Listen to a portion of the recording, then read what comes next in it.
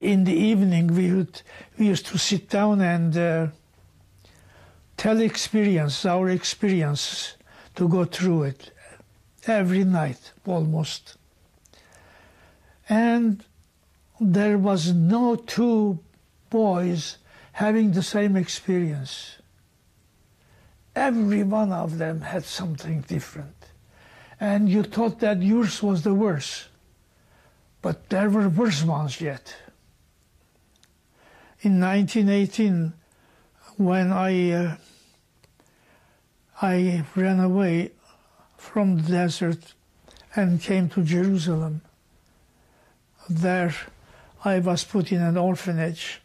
I escaped from the Turks. Then I went to an orphanage. They put us in the orphanage. My mother, father, my grandfather was killed. So my grandmother had to work. She put me in an orphanage. And when I was 5 years old, she came and got me. We went to the orphanage. And then from there, they used to, put it to the villages. Like I went to Saida. They sent me to Saida. Some went to Juni, some went to Khazir. I went in Khazir orphanage.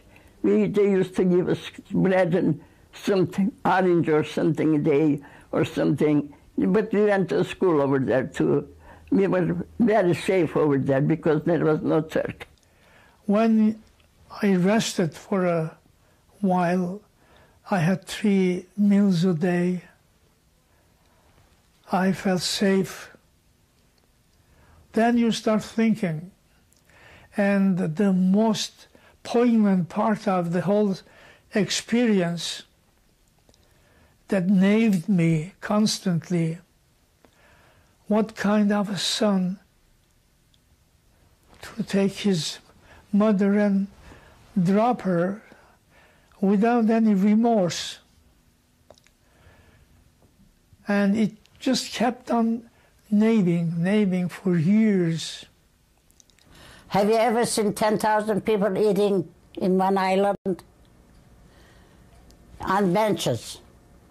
The food was on benches because there's no other way of feeding him. We had enough to not to die, not to starve. That's all. From there, for the first time, at the age of 10, let's say, I sat on a bench and I was listening to a teacher giving us lessons in Armenian, reading. The same hospital, the same orphanage, I remember very clearly that by our first dinner, they had a restaurant, like dining room, and we sat there, they served us meal. We didn't know, we haven't seen a fork at that time, or a spoon, or a knife. And the meal I remember also was spaghetti. The director of the orphanage was Mampre Sirpazan Sinonian. He sat near me, I remember, and showed us how to use a fork, how to use a knife to eat. And there was also something black on the table. We didn't know what was that. There were black olives. So he showed us how to eat the black olives. Every orphanage, they take where we born, what's our name, what's our parents' name and a thing. They take our names.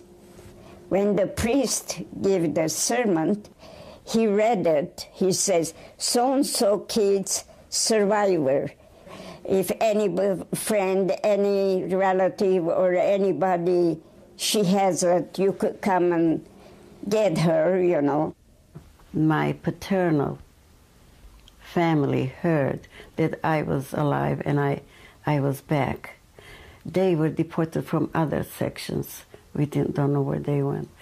So one of my aunts that survived came and took me.